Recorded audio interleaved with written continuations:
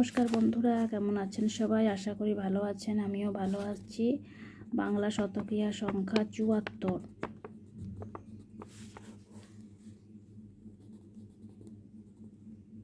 বাচ্চাকে খাতায় লেখানোর সহজ পদ্ধতি। বিন্দুগুলো জুড়ে নিলাম।